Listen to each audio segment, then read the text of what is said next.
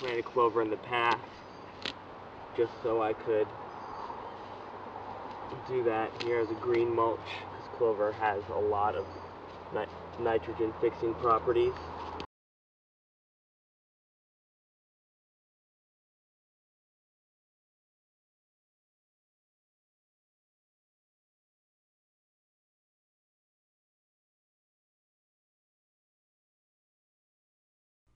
Beans, beans, the magical fruit. The more you eat, the more you do. Consider beans magical.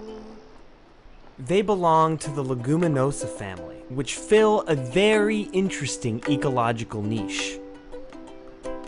A key feature of the root systems of legumes is their ability to fixate atmospheric nitrogen for use by other plants.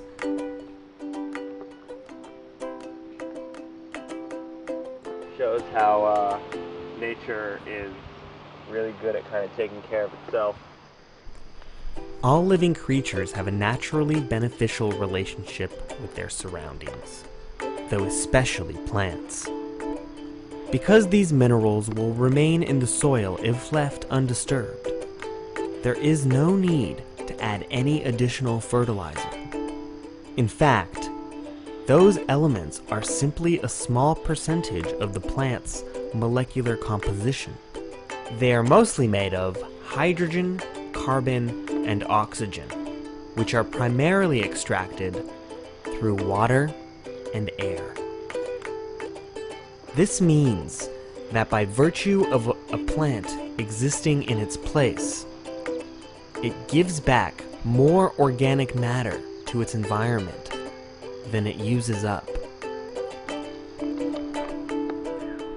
Seeds are tiny libraries. All that is needed to get one started is a bit of soil, sun, warmth, moisture, and care.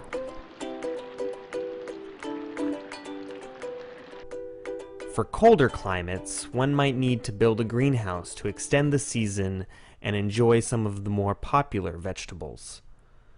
To save money on materials and heat, we chose to build our greenhouse against the south side of our pig pen. We also made sure that the plastic could roll up for ventilation.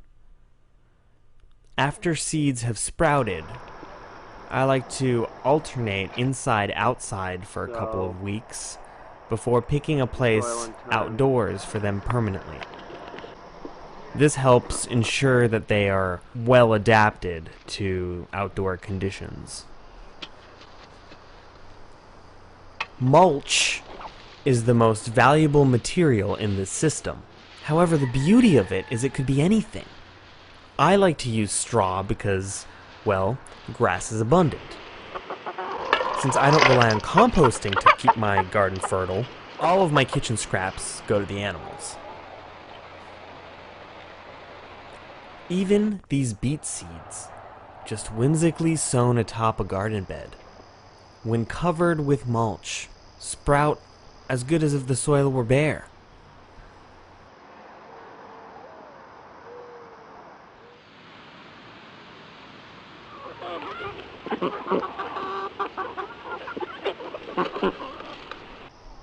Industrial farming practices strip away valuable nutrients and add them in synthetic forms.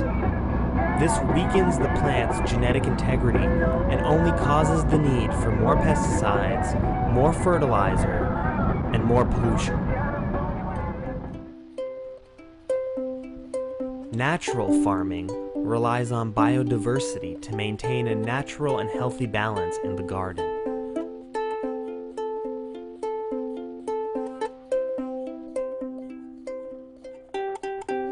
This method is based upon 4 strict principles. No cultivation, only planting, mulching, and harvesting. No fertilizer, not chemical, not organic, not even compost. No pesticides. Toxic chemicals get absorbed into the food matter. No herbicides. The only method of weeding, by hand.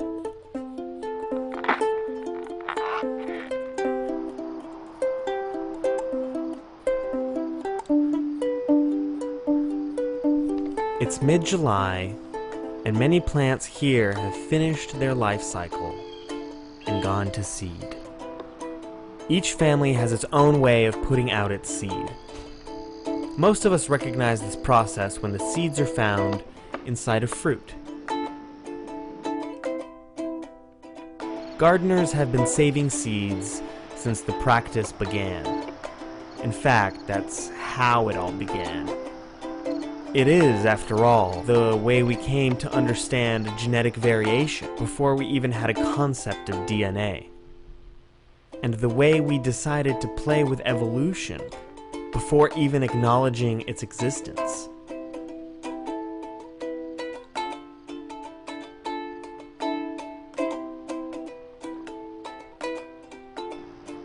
This purple flower, resembling an aster, is actually matured escarole, which is also related to lettuce.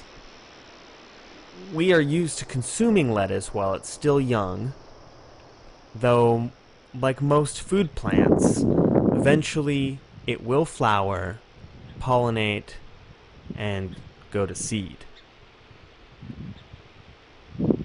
Though if you're timely, or if you care to catch it before the wind does, you will be able to develop varieties specific to your garden.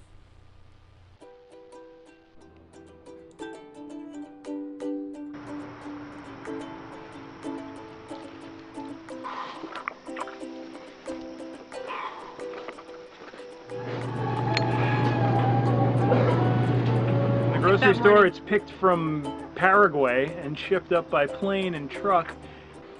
We attain certain amount of spiritual comfort by raising our own food.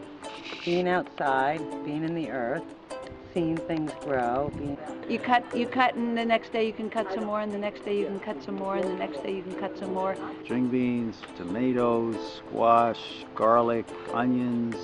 The rabbits eat a little, then you come back and you cut some more, all summer long. That first red tomato, I love planting tomatoes. Carrots, beets, Swiss chard, kale. Swiss chard cooked in rice is the best, and it's almost a staple. We're just enjoying getting these bundles of fresh vegetables. And I can't wait to cook this up and eat it. What is so nice about saving your own seeds is that Not having to rely on corporate America for my food. Treat nature right. The food's abundant. you are regenerating it all by yourself.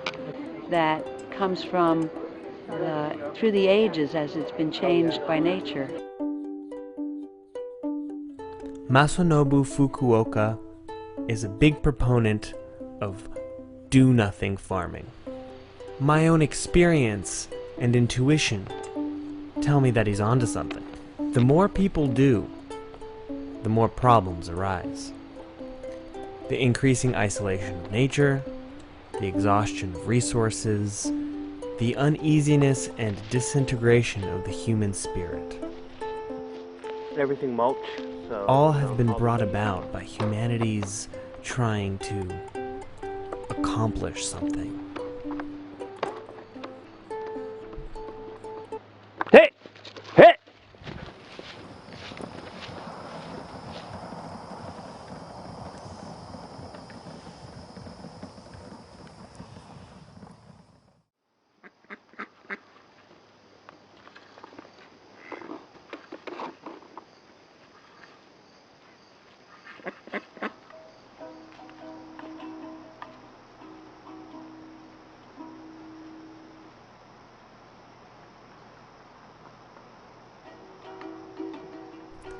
Originally, there was no reason to progress, and nothing that had to be done. We have come to the point at which there is no other way than to bring about a movement, a revolution, not to bring about anything at all. Therefore, to save the world, just do nothing. Just leave nature alone.